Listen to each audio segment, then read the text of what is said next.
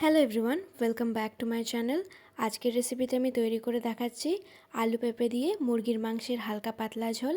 আর এই রেসিপিটা কিন্তু তৈরি করা খুবই সহজ, তাই ভিডিওটা স্কিপ না করে শুরু থেকে শেষ অবধি দেখতে থাকো কী করে তৈরি করছি। এখানে সবার প্রথমে আমি মুরগির মাংস নিয়ে নিয়েছি। মাংসটাকে পরিষ্কার করে ধুয়ে তাতে নুন, হলুদ আর সামান্য পরিমাণে সরষের তেল দিয়ে আমরা ভালো করে একটু ম্যারিনেট করে রেখে দেবো কিছুক্ষণের জন্য। এখানে হাতের সাহায্যে এরকমভাবে কিন্তু মাখিয়ে নিতে হবে। ম্যারিনেট করা হয়ে গেলে আমরা মোটামুটি আধা ঘন্টা মতন এটাকে রেখে দেবো সেট হতে। এবার অন্যদিকে একটা মশলার পেস্ট রেডি করে নিতে হবে। বেশ কিছুটা পরিমাণে রসুন, আদা আর কাঁচা লঙ্কা দিয়ে দেবো। এবার এই সমস্ত উপকরণটাকে একটা ফাইন পেস্ট রেডি করে নিতে হবে। এই পর্যায়ে আমাদের পেস্টটা রেডি হয়ে গেছে। এবারে কড়াই বসিয়ে দিয়েছি। এখানে কড়াইয়ে সামান্য পরিমাণে সরষের তেল দিয়ে দিচ্ছি। তেলটা গরম হয়ে আসলে একে একে আমরা আলুগুলোকে এখানে ভেজে নেব। সমস্ত আলুগুলোকে এর মধ্যে দিয়ে হালকা তেলের সাথে একটু নাড়াচাড়া করে নিচ্ছি। আর তারপরে দিয়ে দেবো সামান্য পরিমাণে এর মধ্যে নুন। এতে করে কিন্তু আলুটা তাড়াতাড়ি সেদ্ধ হয়ে যাবে। মোটামুটি আমাদেরকে 80% কুক এখানেই করে নিতে হবে, তাই গ্যাসের ফ্লেমটা কিন্তু লো টু মিডিয়ামে রেখে আলুগুলোকে খুব ভালো করে সেদ্ধ করে নিতে হবে। এখানে দেখো আলুগুলো প্রায় ভাজা হয়ে গেছে। এবারে ওই একই তেলের মধ্যে পেঁপেগুলো একে একে ভেজে নেব। এখানে আমি পেঁপেগুলো কিন্তু মাঝারি সাইজ করে কেটে নিয়েছি। আমরা যেহেতু আলুগুলো একটু বড় সাইজের রেখেছিলাম, তাই পেঁপেগুলোও হালকা মাঝারি সাইজ করে কেটে নিয়েছি। এবারে এর মধ্যে সামান্য পরিমাণে নুন আর হলুদ দিয়ে ভালো করে ভেজে নিতে হবে, যাতে করে আলুর মতন পেঁপেটাও কিন্তু 80% এখানেই সেদ্ধ হয়ে যায়। কিছুক্ষণ নাড়াচাড়া করে নেওয়ার পরে দেখো এই পর্যায়ে আমাদের পেঁপেটাও প্রায় সেদ্ধ হয়ে গেছে। এবারে পেঁপেগুলো তুলে নিয়ে ওই তেলের মধ্যে গোটা গরম মশলা ফোড়ন দিয়ে দেবো। ফোড়নের জন্য আমি এখানে নিয়ে নিয়েছি এলাচ, দারচিনি, তেজপাতা, 1 থেকে 2টো শুকনো লঙ্কা আর বেশ কিছুটা পরিমাণে গোলমরিচ। এবার এই সমস্ত উপকরণগুলো তেলের মধ্যে দিয়ে ভালো করে একটু ভেজে নেব যতক্ষণ না ফোড়নটা হয়ে আসছে। ফোড়নটা হয়ে আসলে এখানে আমি দিয়ে দেবো বেশ কিছুটা পরিমাণে পেঁয়াজ।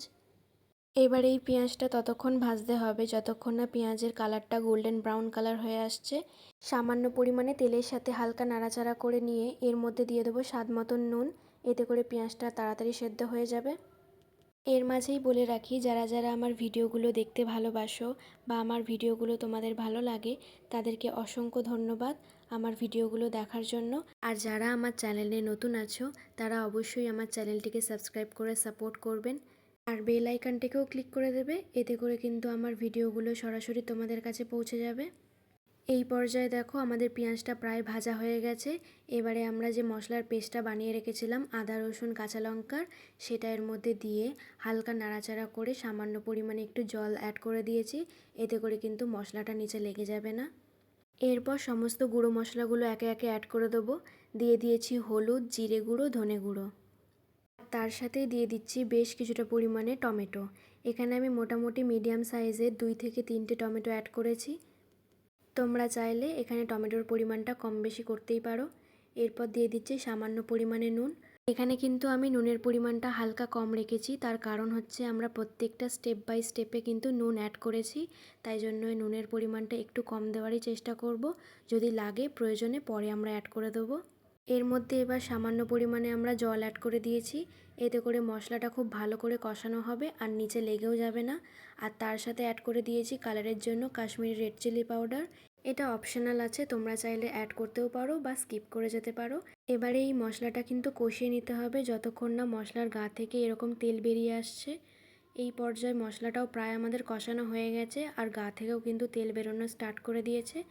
এবারে এর মধ্যে ম্যারিনেট করা চিকেনগুলো এর মধ্যে অ্যাড করে দিচ্ছি। এবারে মাংসর সাথে এই মশলাটা খুব ভালো করে কিন্তু এবার কষিয়ে নিতে হবে। যারা যারা আমার চ্যানেলকে ফলো করো তারা অবশ্যই জানবে আমি কিন্তু মশলা দুবার করে কষাই। একবার সমস্ত মশলা দিয়ে কষাই আর একবার মেইন ইনগ্রিডিয়েন্টস দিয়ে কষাই।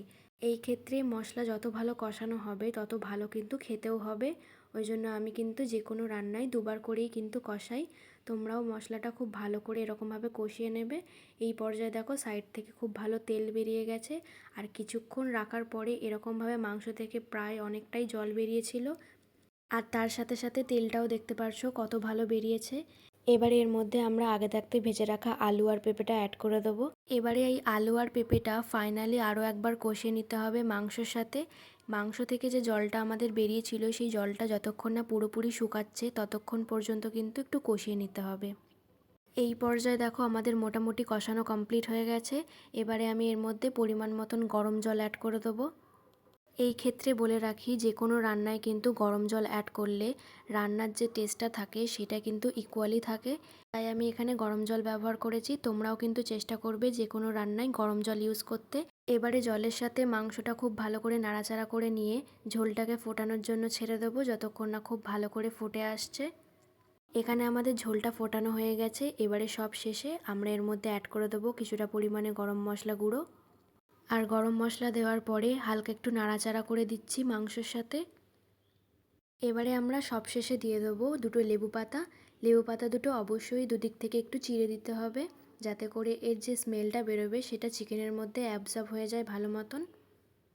লেবু পাতা দুটো দেওয়ার পরে কিন্তু গ্যাসের ফ্লেমটা বন্ধ করে চিকেনটা হালকা নাড়াচাড়া করে লেবু পাতা দুটো একদম ভেতরে ঢুকিয়ে দেবো, যাতে করে যে লেবু পাতার যে গন্ধটা বেরোবে সেটা মাংসর মধ্যে ভালো মতন অ্যাবজর্ব হয়ে যাবে।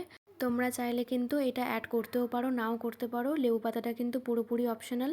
কিন্তু তোমরা যদি এরকম আলু পেঁপে দিয়ে মুরগির মাংস রান্না করো আর তার মধ্যে যদি একটা গন্ধরাজ লেবু পাতার পাতা অ্যাড করো, তাহলে তোমরা খাওয়ার সময় তার ডিফারেন্সটা বুঝতেই পারবে যে আমার এই গন্ধরাজ লেবুর পাতা দিয়ে এই মুরগির মাংসটা এত কেন ভালো লাগে। আজকের জন্য এইটুকুই। দেখা হচ্ছে নেক্সট ভিডিওতে। ভিডিওটা ভালো লেগে থাকলে অবশ্যই কমেন্ট করে জানাবেন।